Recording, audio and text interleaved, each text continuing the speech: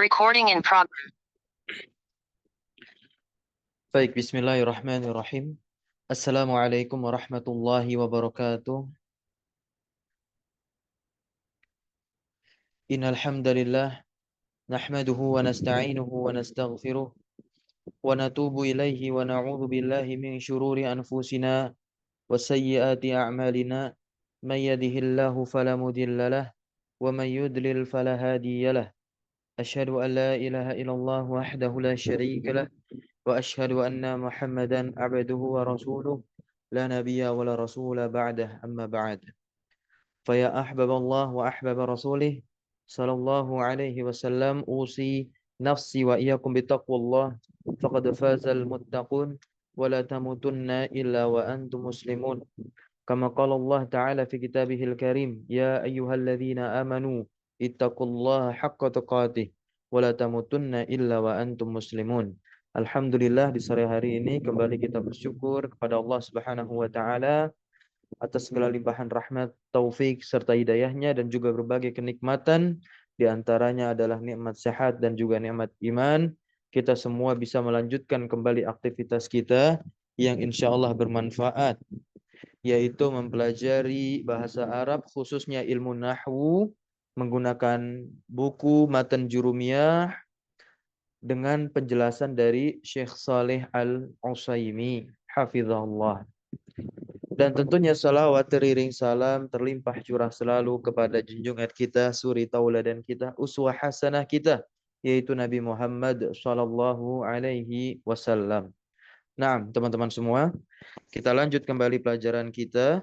Bahwasanya pada pertemuan yang lalu kita telah mempelajari tentang aqsamul kalam, yaitu unsur penyusun kalam.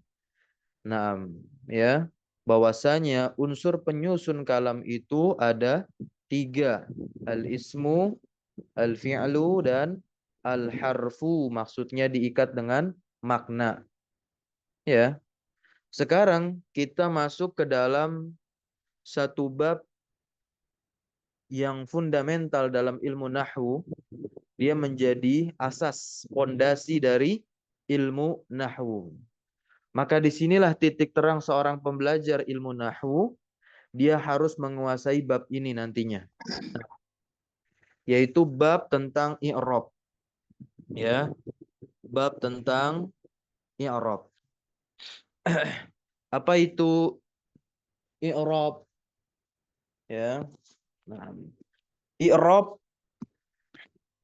secara bahasa, ya, i'rab secara bahasa bermakna, ya, at-tahsin. Nah, i'rab secara bahasa bisa juga kita maknai dengan al-ibanah. Apa artinya al-ibanah? Jelas. Nah, ini makna dari i'rab secara bahasa. Ya.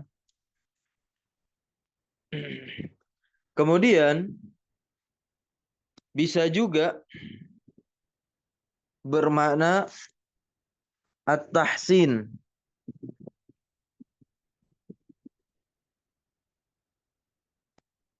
Ini makna i'rab secara bahasa. At-tahsin artinya apa? Ya, indah. Menjadikan indah. Nah,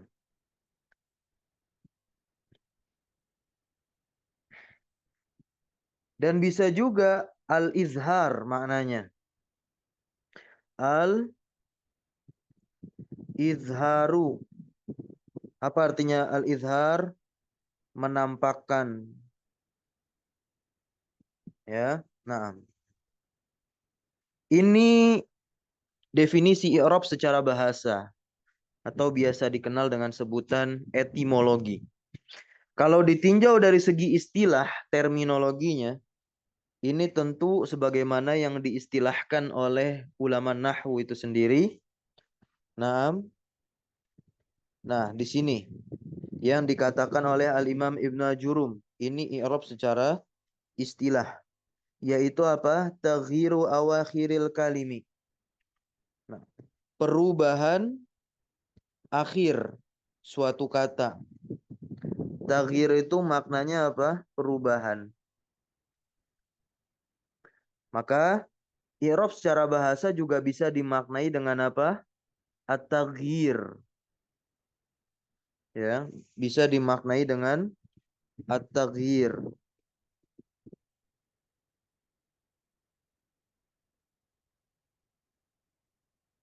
Ya. Perubahan akhir suatu kata. Likhtilafil awamil, karena adanya perbedaan amil-amil. Awamil ini bentuk jamak dari amil. Ya, apa itu artinya amil? Faktor yang menyebabkan keadaan akhir suatu kata itu bisa berubah. Ya, jadi kenapa keadaan akhir suatu kata itu bisa berubah? Karena faktor yang menjadikan keadaan akhir itu berubah, keadaan akhir satu kata itu berubah, karena berbeda-beda, ya. Gak hanya satu faktor, tapi banyak faktornya nanti. Ada khilati alaiha, yang masuk atasnya, haknya kembali kepada kalim. Nah, di sini kemudian ada dua hal yang mesti kita fahami, lafzon au takdiron. Nah, ya. Lafzon au takdiron. Secara lafaz atau secara takdir diniatkan. Nah, jadi keadaan akhir suatu kata itu ada yang bisa terbaca, ya, dan ada juga yang tidak terbaca. Kita lihat penjelasan dari Syekh Saleh Al-Utsaimin di sini. Qala syarih wafaqahullahu, telah berkata pensyarah yaitu Syekh Saleh bin Abdullah bin Hamad Al-Utsaimin hafizahullah taala, semoga Allah memberikan taufik kepada beliau. Lamma bayyana al-musannifu, ya, tatkala bayyana itu artinya telah menjelaskan. Bayyana yubayyinu tabyinan. Nah, al-musannifu, tatkala musannif itu telah menjelaskan, yaitu al-Imam Ibnu Ajurum menjelaskan, ya. Nah, memberikan penjelasan kepada topik atau materi yang dia itu muta'allaq, ya, yang dia itu muta'allaq.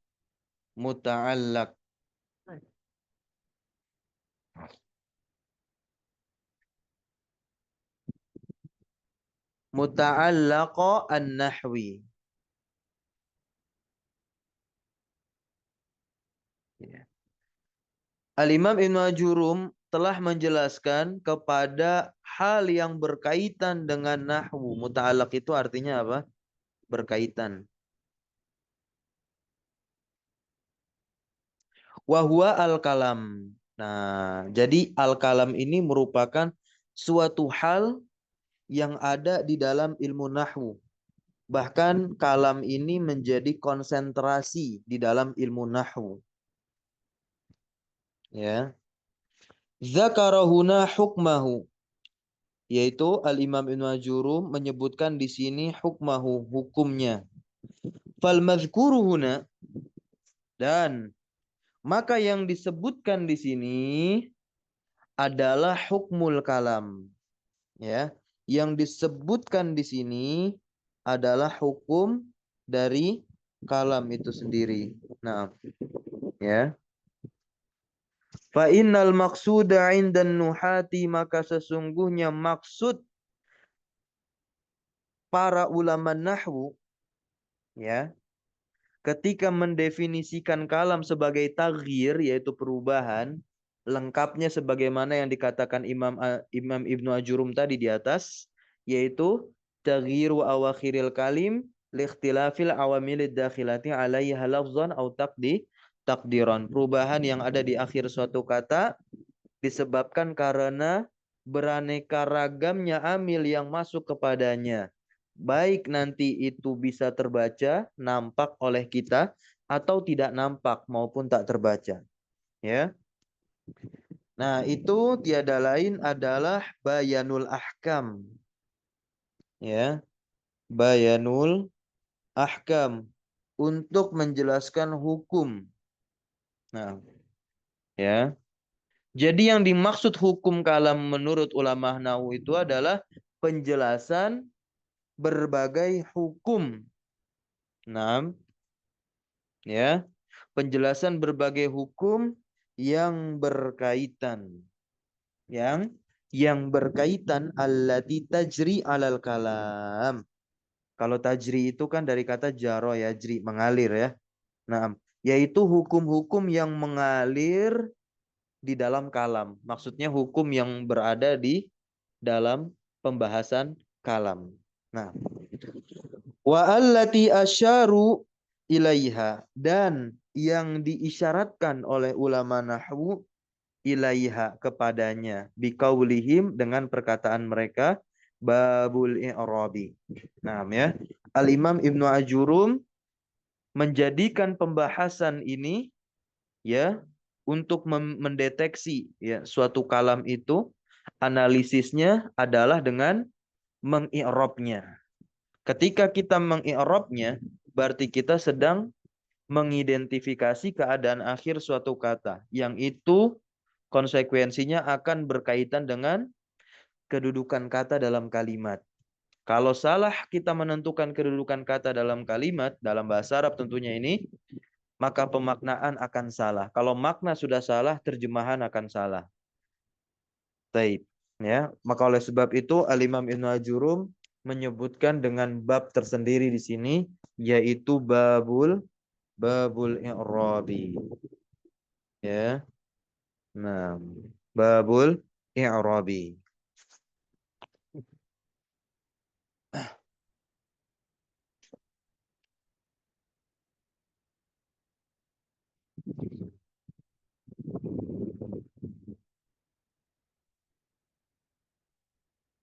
Baik, kita lanjut.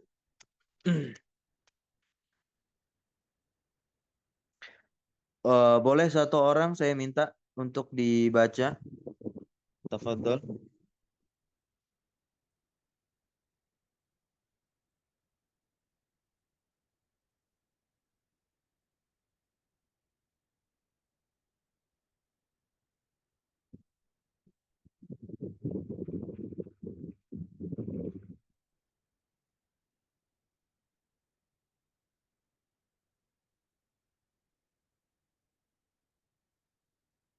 Ada yang ingin membaca? Nah, baik.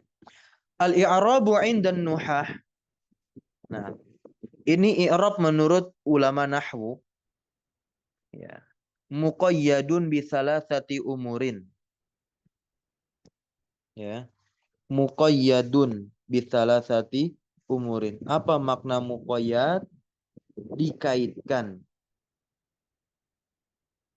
Dikaitkan, diikat. Nah, ya.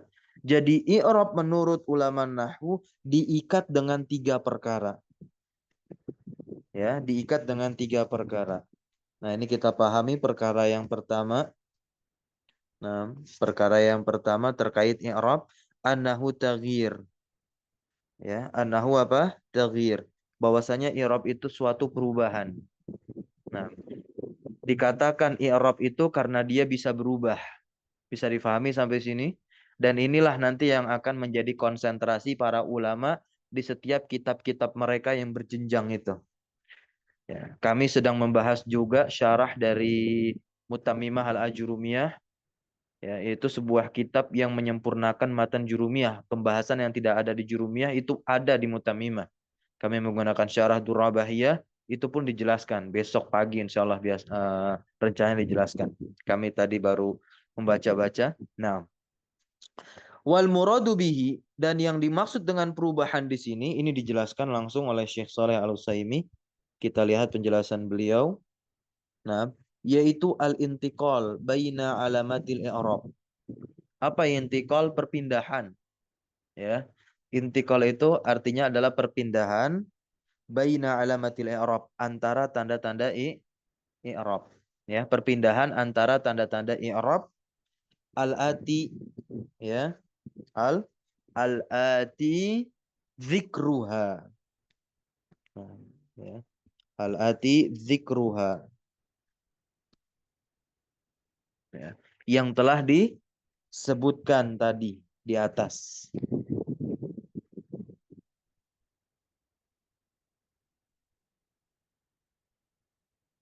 Nah, bahwasanya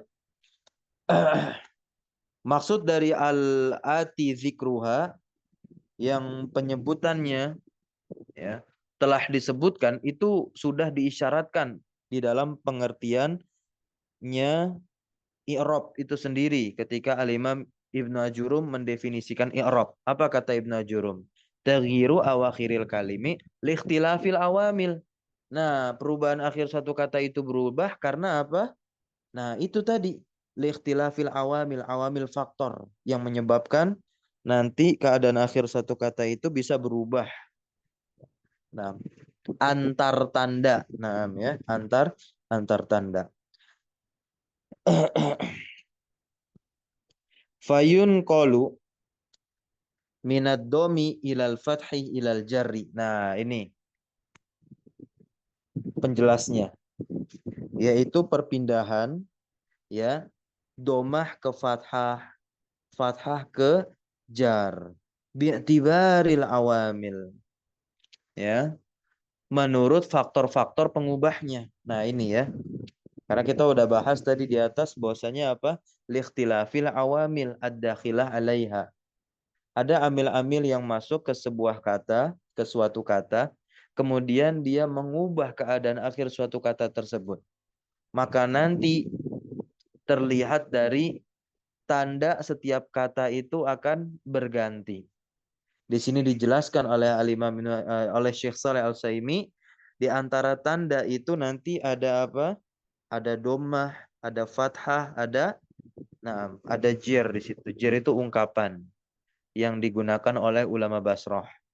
Ya, bisa juga kita katakan khafat. Khafat itu ungkapan yang digunakan untuk ulama Kufah. Jer itu apakah sama seperti domah dan fathah? Nah, berbeda. Nah, ya, berbeda. Berikutnya yang kedua, wasaniha anna mahallat taghyir, ya. Anna mahallat taghyir, bahwasanya posisi yang mengalami perubahan, itu terjemahnya ya. Bahwasanya posisi yang mengalami perubahan itu adalah awakhirul kalimah, akhir, akhir kah? Akhir kata. Nah, jadi yang berubah itu adalah akhir katanya, bukan di awal dan di tengahnya. Nah, bukan di awal dan di tengahnya. Duna awailiha, duna awailiha, bukan yang ada di awal. Nah, wa ausatiha, bukan pula yang ada di tengahnya. Awasitiha. Nah, wa taghyiru hakikiyun au hukmiyun. Masya Allah. Ya. Dan taghyir, perubahan itu, ya,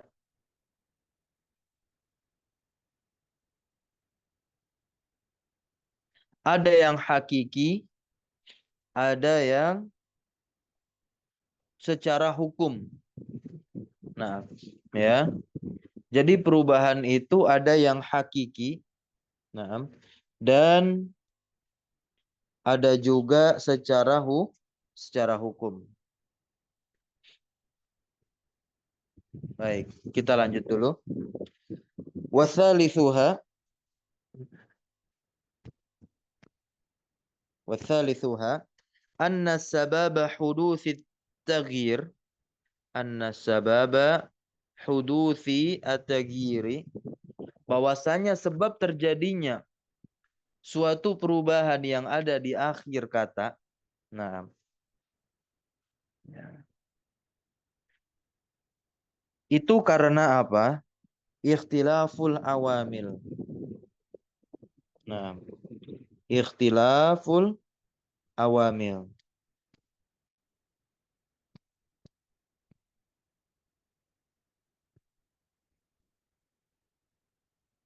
Yaitu perbedaan amil ad-dakhilah alal kalimah yang masuk kepada kalimat tersebut atau kata tersebut. Ya. Wal awamil, dan awamil itu merupakan bentuk jamak dari amil. Ya, jam'u amilin. Wa huwa indahum, dan dia menurut para ulama nahwu, mereka di situ adalah ulama nahwu, al-muqtadi lil i'rab. Ya, al-muqtadi lil i'rab, sesuatu yang menyebabkan perubahan i'rab, yaitu perubahan yang ada di akhir kata. Nah, ya, ai mujibuhu, mujibuhu.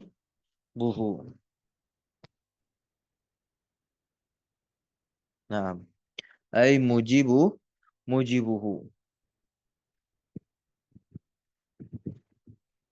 yang mewajibkan keadaan akhir suatu kata itu berubah disebut apa? Amil. Fahunaka awamilu tujibu ar-raf'a. Nah, maka tentu di sana nanti ada amil-amil yang mewajibkan keadaan akhir suatu kata itu berkeadaan rofa. Jadi nanti ada banyak keadaan-keadaan akhir kata itu ya. Nah, kurang lebihnya ada berapa? Ada 4. Nah, ada keadaan rofa, dan ada keadaan nasab, ada keadaan khafat, dan ada keadaan jazm. Nah, masing-masing memiliki amilnya tersendiri. Ya, amil rofa tentu ketika masuk ke dalam suatu kata menuntut keadaan akhir kata tersebut menjadi rofa. Ketika amil nasab masuk kepada suatu kata, maka dia menuntut dan juga mewajibkan keadaan akhir suatu kata itu berkeadaan nasab. Begitu pula ketika amil khafat nih atau amil jer masuk ke dalam suatu kata, dia akan menuntut atau mewajibkan keadaan akhir suatu kata itu jer. Dan yang keempat juga demikian, ketika amil-amil jazm ini masuk kepada suatu kata, dia akan menuntut keadaan akhir kata tersebut jazm. Ya. Fahada taghyiru naw'ani. Nah, di sini dijelaskan perubahan yang ada di akhir suatu kata, yaitu keadaan tentunya ya, perubahan keadaan. Nah, di akhir suatu kata ada 2 jenis, kata siapa? Syekh Saleh Al-Utsaimin. Namun sebetulnya ini yang dikatakan oleh Al-Imam Ibnu Ajurum ya, dengan mengatakan apa? Lafzon au takdiron. Jadi Syekh Saleh Al-Utsaimin menjelaskan maksud dari lafzon itu apa? Maksud dari takdiron itu apa? Dari sekian syarah Jurumiyah yang kami baca, ini cukup luar biasa sistematis ya, dan simple nih ketika menjelaskan lafzon dan juga takdiron, teman-teman. Kita lihat di sini, lafziyun wa huwa ma la yamna'u, ya, ma la yamna'u minan nutki bihi mani'un. Perubahan secara lafaz itu, ya, perubahan secara lafaz itu adalah perubahan yang nampak terbaca oleh kita. Tidak tercegah dari apa? Pengucapan kata tersebut. Tidak tercegah. Nah, ya. Maksudnya apa? Mani'. Mani itu artinya pencegah. Nah, pencegah itu tidak mencegah dari mengucapkan kata tersebut.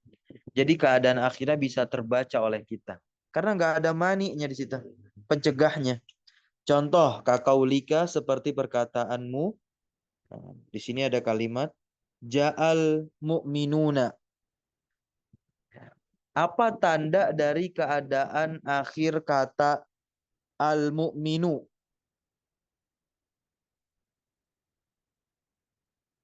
Coba. Bapak Alvin.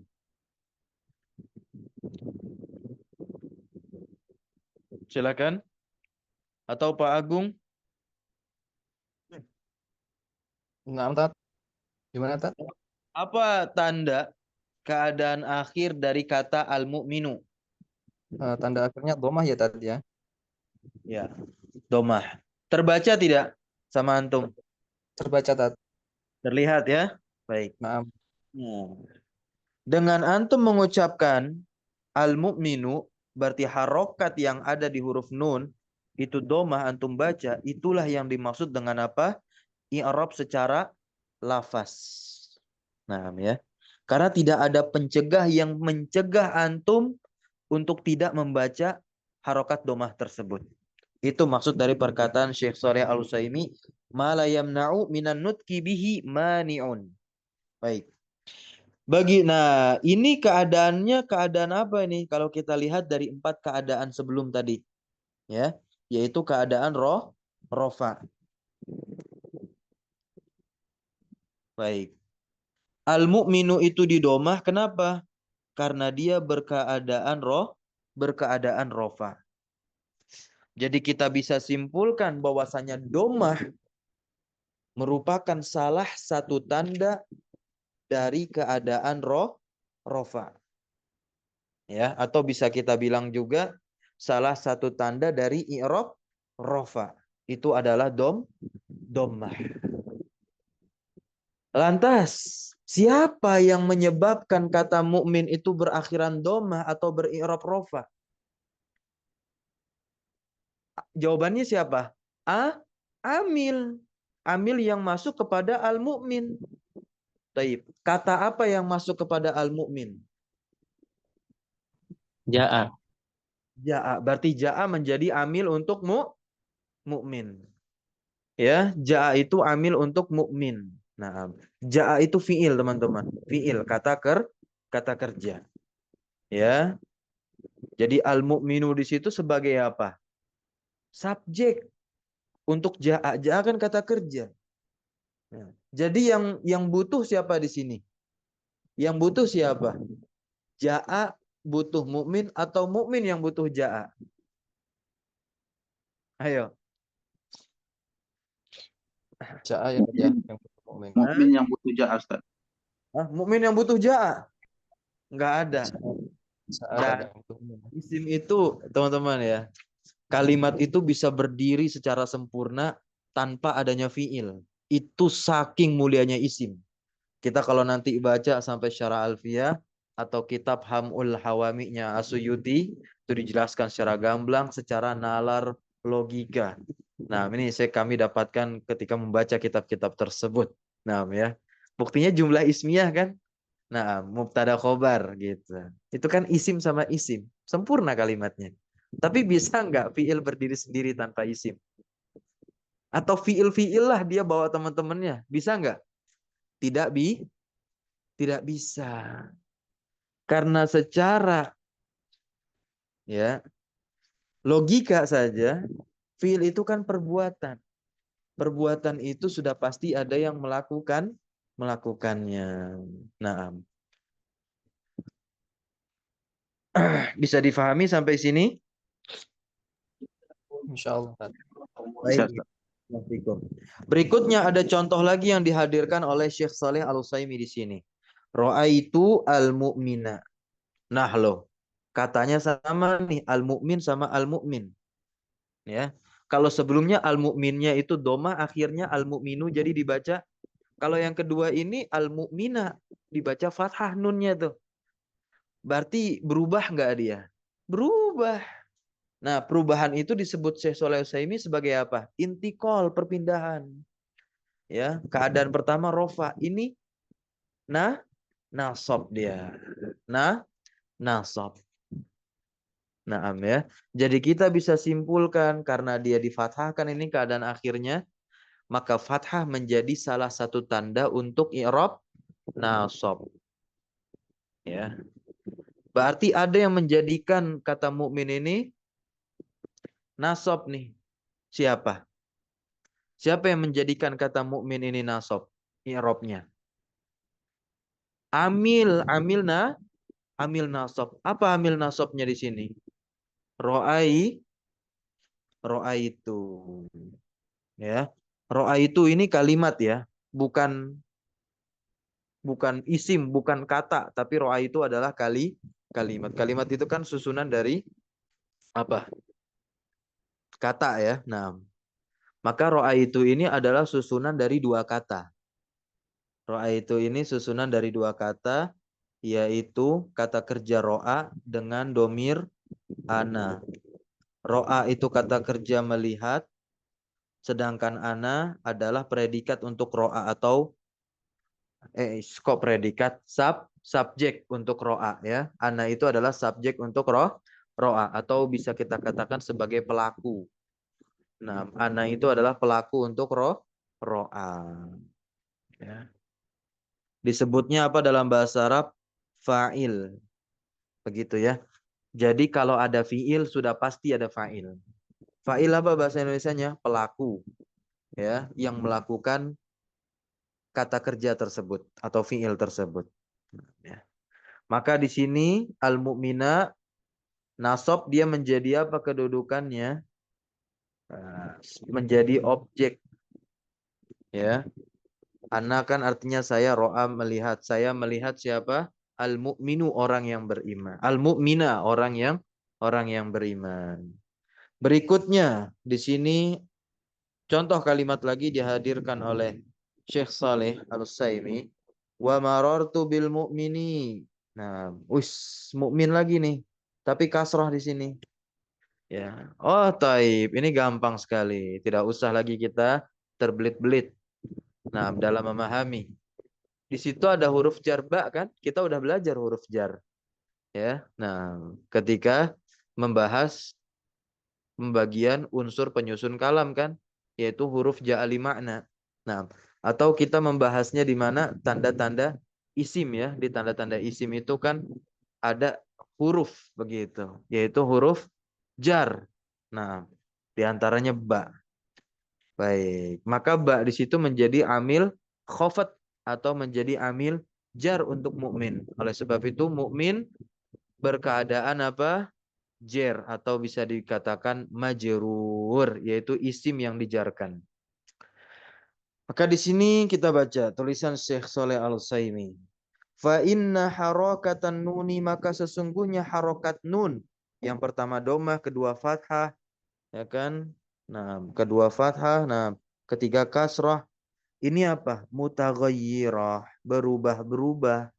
Likhtilafil awamil, karena perbedaan amil yang masuk ad-dakhilah yang masuk alal kalimah atas kata tersebut, yaitu kata mukmin tadi. Lam yamna minan nutki bihamani'un, dan kita pun membacanya secara gamblang karena memang tidak ada penghalang yang menghalangi pengucapan ya harokat pada kata mukmin begitu. Nah, maka dia diucapkan dhamma, diucapkan fathah, dan diucapkan khafat. Nah, ini yang dimaksud dengan i'rab secara lafaz. Kita masuk i'rab secara takdir. Ya, i'rab secara takdir. Wa huwa ma yamna'u minan nutqi bihi mani'un. Nah, secara takdir ini dia tidak terbaca berarti teman-teman. Tidak nampak, tidak terlihat. Nah, tapi jangan sampai kita mengartikan dan memahaminya bahwasanya tidak ada i'rabnya. Ada i'rabnya. Tidak ada tandanya. Ada tandanya. Jadi sesuatu yang tidak terlihat bukan berarti tidak ada. Itu kesimpulannya. Nah, jadi ada mani di sini, penghalang. Kenapa keadaan akhir suatu kata itu bisa tidak terbaca atau bisa tidak terlihat? melainkan dia ditakdirkan atau diniatkan. Nah, mawani'nya itu ternyata ada 3. Mawani'nya itu ada 3. Awaluha at-ta'azzur, diberikan uzur. Nah, ya, ta'azzur, diberikan uzur. Kapan suatu kata diberikan uzur? Keadaan akhirnya. Nah, kita masuk ke isim dulu nih. Ya. Fi makana akhiruhu alifan lazimatan. Nah, yaitu pada setiap kata yang diakhiri oleh alif lazimah. Berarti kata di sini adalah isim, bukan fi'il. Ya. Maka ketika itu tuqaddaru 'alaiha jami'ul harakat. Maka ketika itu seluruh harokat berarti 3 harokat itu, naam teman-teman, yaitu apa? Fathah, kasroh, dan domah tuqaddaru 'alaiha, ditakdirkan di atas kata tersebut. Contohnya Musa. Musa isim bukan isim. Huruf terakhirnya apa? Alif. Alif apa itu? Alif lazimah. Kata anak-anak TPA atau gurunya mengatakan alif itu adalah alif bengkok. Yo, naam. Ya. Walaupun nanti ada juga alif lazimah yang nggak bengkok tapi tegak, dia lurus. Contoh katanya apa? Aso. Ya, tongkat. Itu alifnya apa? Tegak tuh.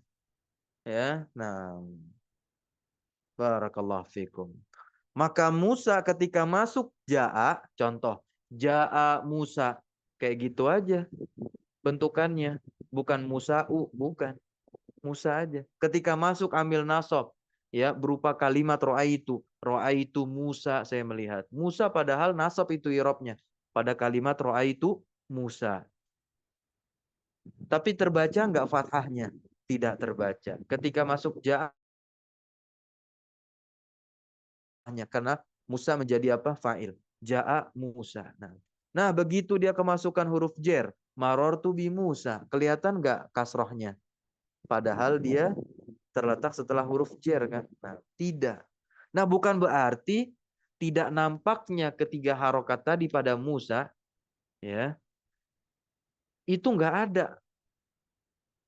Bukan begitu, melainkan ada. Nanti bagaimana cara mengi'rabnya? Nah, ya. Kita sama-sama lihat nanti. Ya. Bagaimana cara mengi'rabnya nanti? Contoh saya di sini. Nah,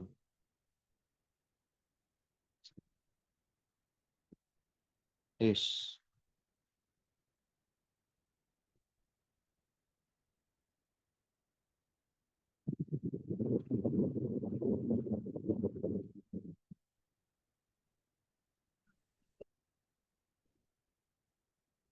ja'a Musa.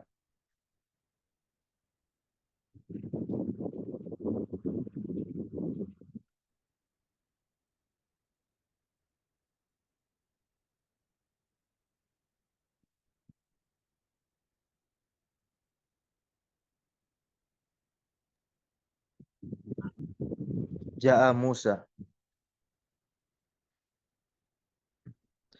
Musa. Nah, ya. I'rabnya dia sebagai fa'il yang dirofah. Nah, dan tanda rofaknya nanti itu adalah domah muqaddarah, yaitu domah yang ditakdirkan di atas apa? Di atas alif ini. Ya, ala akhirihi, di atas huruf terakhirnya. Bisa difahami sampai sini? Begitu pula nanti ketika dia nasab, ro'aitu Musa. Maka Musa adalah maf'ul bih objek ya. Mansubun kata yang dinasab. Dan tanda nasabnya itu adalah fathah yang ada di apa? Atas alifnya. Nah, ala akhirihi. Begitu pula ketika dia majrur. Maksudnya terletak setelah huruf jer. Atau ketika dia majrur dengan sebab yang lainnya selain dengan huruf jer. Begitu. Karena nanti sebab-sebab atau amil-amil khafat itu bukan hanya huruf jer ya. Nah, baik. Kita lanjut. Yang kedua, teman-teman. Nah, yaitu apa? Fikol. Berat. Jadi suatu kata keadaan akhirnya itu tidak terbaca oleh kita atau tidak nampak di pandangan kita ya, yaitu karena berat. Bisa ya, karena berat. Fi makana akhiruhu wawan aw ya'an lazimatan. Dan ini berlaku ya pada isim. Nah,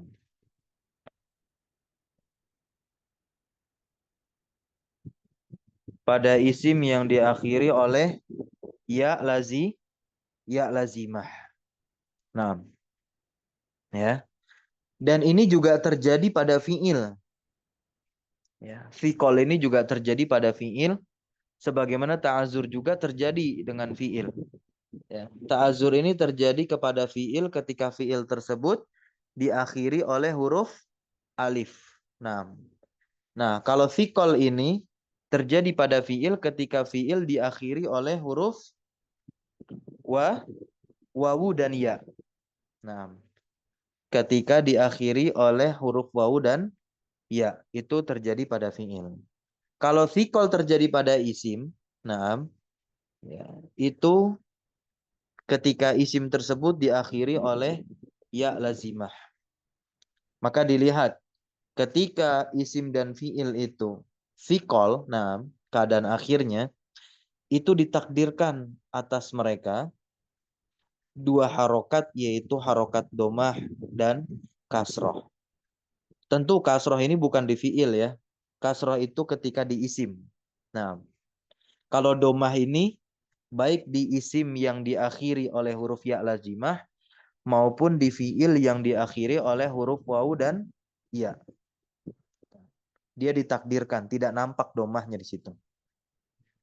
Akan tetapi ya, harokat fathah nampak. Nah, ya. Kan tetapi ketika berharokat fathah dia nampak atau terbaca.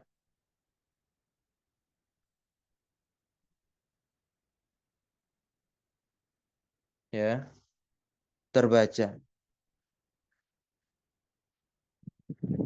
Wa tadhharu 'alaiha al-fathatu. Contohnya di sini adalah al-muzakki. Nah, al-muzakki.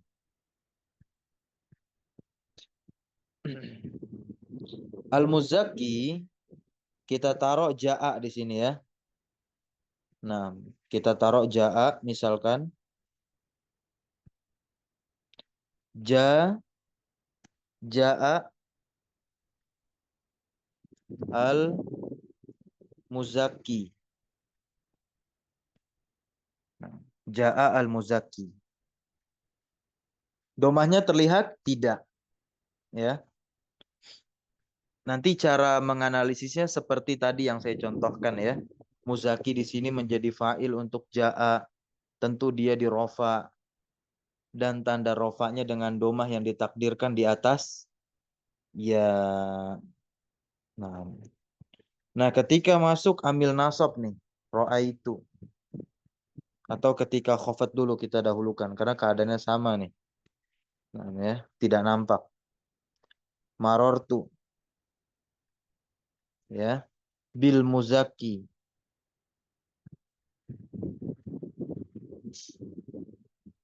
Ya. Tidak kita katakan bil muzaki, tidak. Nah, tidak demikian. Ya. Karena apa? Kenapa domah dan kasroh nih tidak nampak pada kata muzaki, alasannya karena berat. Berat tadi bahasa Arabnya apa? Fikol. Fikol itulah yang menjadi ma'ani, penghalang terbacanya keadaan akhir kata muzaki di keadaan rofa dan juga keadaan nasab, keadaan jer. Nah, ketika nasab, fathah nampak ya. Kita taruh di sini. Ro'aitu al muzakkiya. Nah, ini nampak nih fathahnya. Tahu nggak kenapa?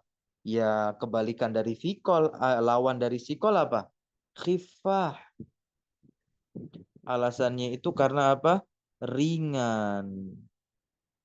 Gitu ya, teman-teman. Baik. Kita lanjut lagi. Sebab yang ketiga. Sebab yang ketiga ini adalah istigholul mahalli biharokatil munasibah. Sibuknya posisi dengan harokat yang menyesuaikan. Dan ini hanya terjadi pada isim. Nah, ya. Tidak pada fi'il. Kenapa terjadi pada isim? Karena kasus istigholul mahalli biharokatil munasibah ini ketika suatu isim bersambung dengan ya mutakallim. Nah, di sini dikatakan oleh Syekh Shalih Al-Utsaimin fi makana mudhofan ila ya'il mutakallim. Ketika isim itu diidofahkan atau disandarkan. Ya, disandarkan kepada ya mutakallim fatuqaddaru 'alaiha jami'ul harakat. Maka seperti sebab ta'azur tadi, seluruh harokat itu akan ditakdirkan, baik domah, fathah maupun kasroh. Contohnya mana? Nih, contohnya adalah kitabi. Ya, kitabi. Atau pakai amil rofa yang tadi. Ja'a, naam, ja'a, siapa nih? Naam. Ja'a ustadzi.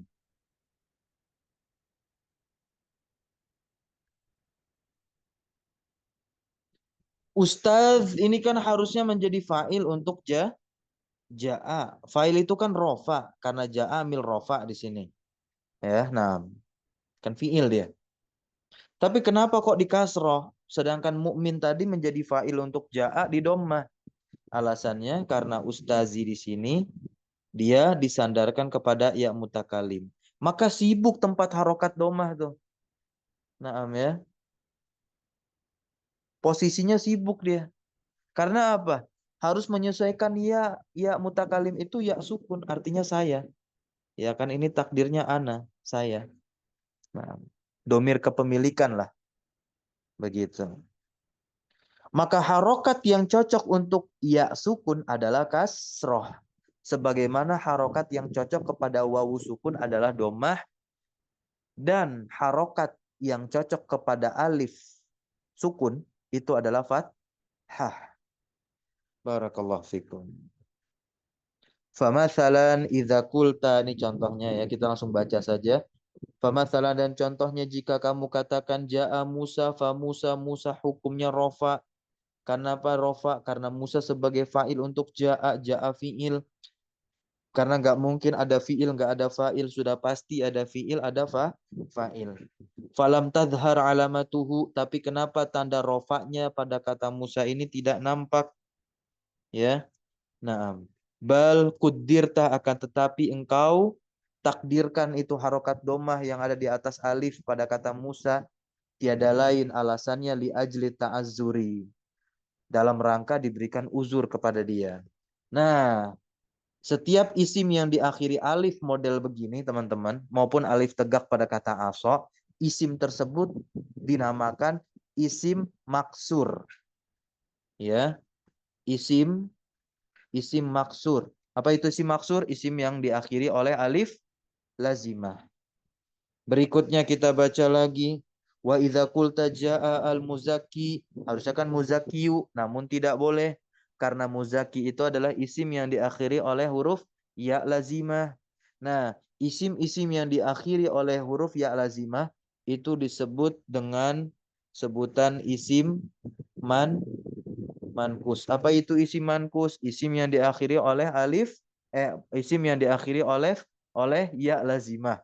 Begitu ya. Nah, di sini keadaannya kita tahu muzaki adalah isim yang dirofa marfuun karena kedudukannya menjadi fa'il untuk ja'a. Namun tidak nampak tanda rofaknya yaitu dommah. Nah, alasannya beda tentunya dengan Musa. Apa alasan muzaki di sini tanda dommah tak nampak? Li ajli thiqal, ya. Karena berat. Berikutnya wa idza qulta ja'a gulami. Nah, ya di sini bukan ya lazimah melainkan ya mutakallim. Au akhadtu kitabi. Nah, kitabi harus kan kitaba gitu. Kalau misalkan tidak disandarkan kepada ya mutakallim begitu. Ja'a gulami telah datang gulami pembantuku. Ya akhadtu kitabi aku mengambil bukuku. Maka gulami di sini pada contoh yang pertama ini dia adalah isim yang dirofa nih gitu. Kemudian kitabi pada contoh kedua ini dia apa? Mansub ya, seharusnya dengan fathah. Ketika gulami marfu harusnya dengan domah. Kenapa kasroh ya kan? Karena dia menyesuaikan ya sukun di depannya alias ya mutakalim. Lam tadharil alamatu. Tidak nampak tanda pada keduanya. Apa sebabnya? Ya, sebabnya itu karena istighalil mahalli biharakatil munasibah li wada'il kalimah. Nah, ya. Karena sibuknya posisi dengan harokat yang menyesuaikan. Nah, dengan harokat yang menyesuaikan. Ya, liwada'il kalimah.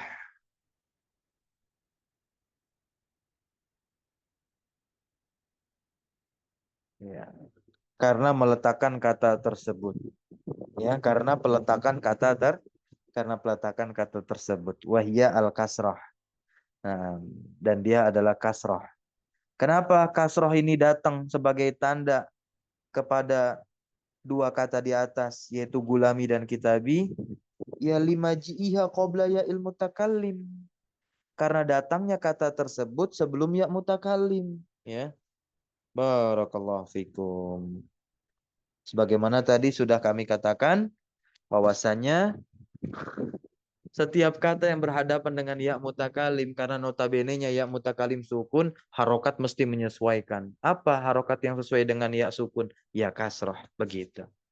Wa yuqalu al-harakah al-munasibah ma'al. Nah. Dan dikatakan harokat munasibah, ya, yaitu harokat yang menyesuaikan, ya, ini bersama al, ya, bersama al. Nah. Dan dikatakan harokatul munasabah. Nah,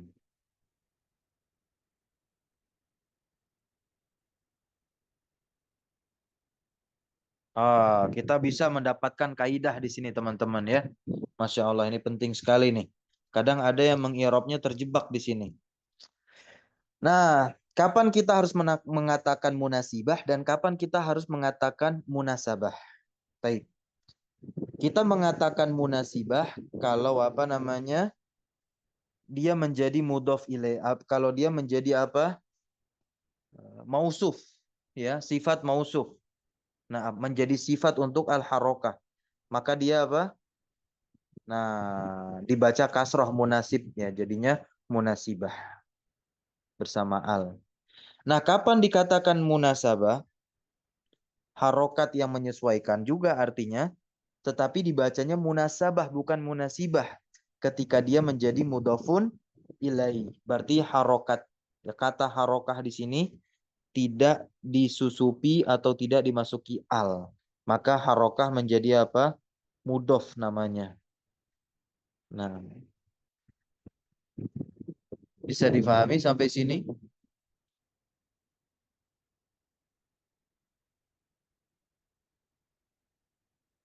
Idza juridat kalimatu al-harakah min al. Naam ya. Apabila kata harokah itu kosong dari al, maka munasabahlah. Begitu ya. Sinnya di fathah. Nah, bisa difahami sampai sini? Nah, walaupun terkadang ada ulama ketika mengi'rab isim-isim yang bersambung dengan ya mutakalim, kan nanti i'rabnya apa? Istigholul mahali biharokatil munasibah. Ada ulama yang mengatakan demikian, biharokatil munasibah, dengan harokat yang menyesuaikan. Padahal kata harokahnya itu menjadi mudhof tanpa al tentunya. Karena kalau pakai al kan ma'rifat, sama-sama ma'rifat, nggak bisa lah jadi apa namanya mudhof ilaih. Adapun bisa, sebetulnya bisa ya, sama-sama ma'rifat jadi mudhof ilaih, ada syaratnya banyak. Itu di alfiyah. Itu. Namun umumnya tidak. Begitu. Asalnya pun tidak. Karena kalau nanti kata harokat ada al, naam, dan kata al-munasibah ada al, itu kan jadi sifat mausuf. Begitu. Nah, jarang ada ulama yang mengirobnya dengan menambahkan al pada harokah. Jadi bil harokatil munasibah. Enggak. Ya. Namun ini kaidah yang luar biasa ketika Syekh Saleh Utsaimin memberikan di akhir pembahasan kita. Ya, atau di akhir lembaran ini. Bahasan tentang apa? Tentang i'rab secara takdiri. Ada pertanyaan?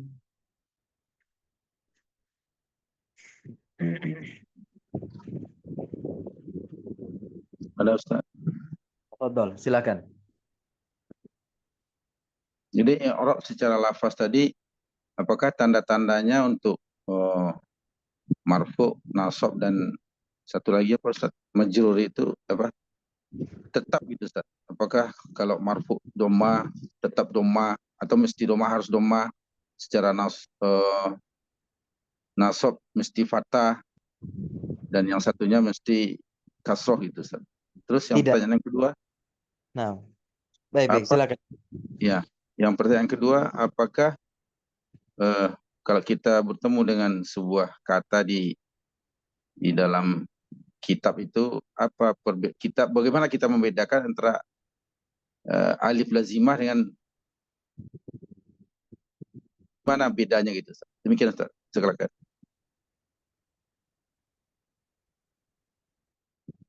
Oke, nah, barakallahu fiik. Pertanyaan pertama, apakah tanda rofa itu mesti domah saja? Dan apakah tanda nasab mesti fathah saja? Dan apakah tanda jer mesti kasroh saja? Tidak. Nah, saya katakan tadi ketika menjelaskan, ya, fathah itu menjadi, atau domah itu menjadi salah satu tanda dari i'rab rofa.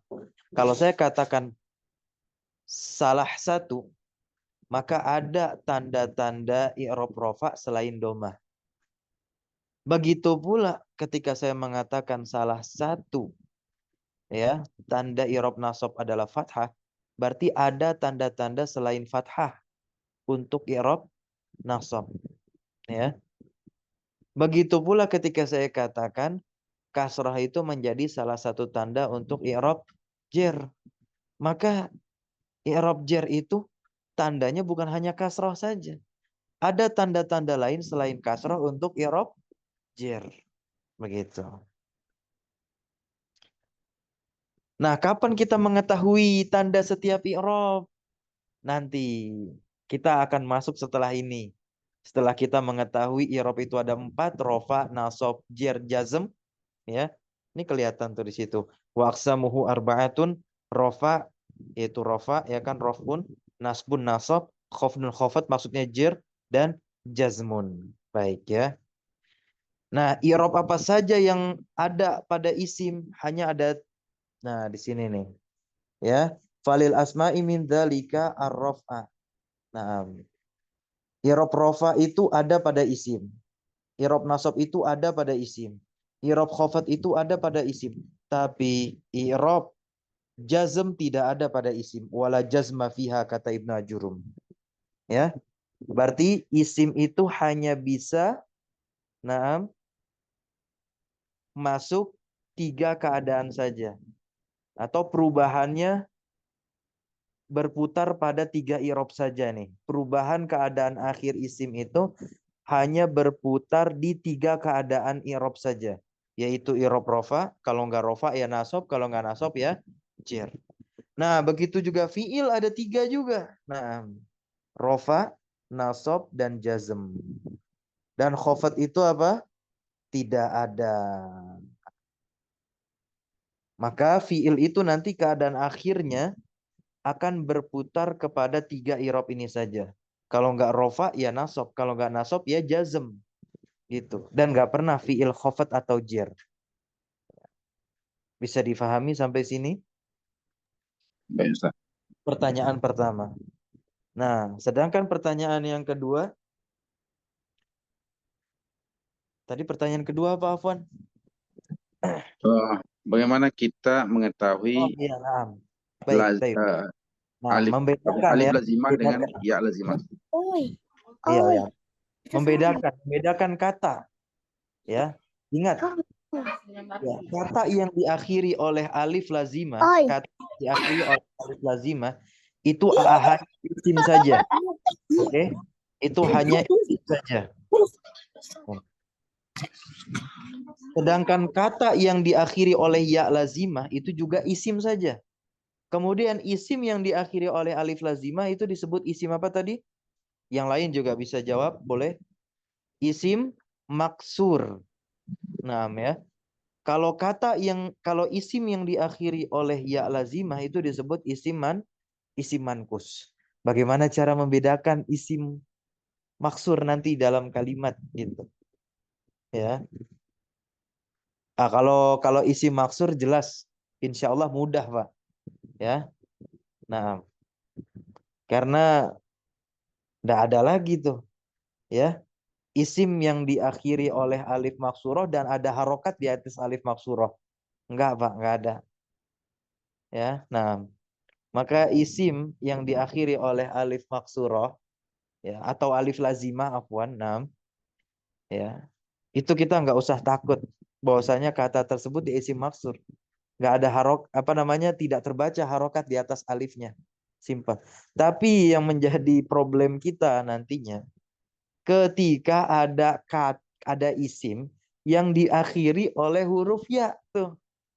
Kita bingung, ini ya-nya ya lazimah atau ya mutakalim ya? Atau ya asli dari isim tersebut? Nah, bagaimana caranya nanti membedakan mana isim mankus, mana isim yang disandarkan kepada ya mutakalim, mana isim yang memang itu asli ada huruf ya-nya di akhir?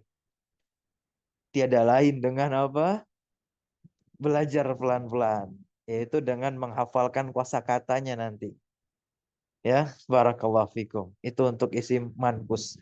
Isim yang diakhiri oleh huruf ya lazimah. Nanti kita akan hadirkan ya setiap isim-isim yang dia diakhiri ya lazimah, dalam artian lain isim mankus. Nah, ya. Di dalam Al-Qur'an ada Pak banyak nanti. Ya, insya Allah sembari berjalannya pembelajaran kita akan hadirkan contoh-contoh ya. Mungkin dalam muhadoroh saat ini, ya seperti saat ini, atau ketika di grup saat sesi diskusi. Tidak ada pertanyaan lagi ya. Kalau ada nanti bisa disambung di grup ya. Kita cukupkan dengan membaca doa kafaratul majelis. Subhanakallahumma wa bihamdika asyhadu an la ilaha illa anta astaghfiruka wa atubu ilaik. Allahumma alimna ma yanfa'una wanfa'na bima 'allamtana wa zidna ilma. Wassallallahu ala nabina Muhammadin walhamdulillahi rabbil alamin. Syukran jazakumullahu khairan ala hudurikum wa barakallahu fi ulumina. Wassallallahu ala nabina Muhammadin walhamdulillahi rabbil alamin. Wassalamualaikum warahmatullahi wabarakatuh. Waalaikumsalam warahmatullahi wabarakatuh. Jazakallahu khair. Wa iyyakum jami'an.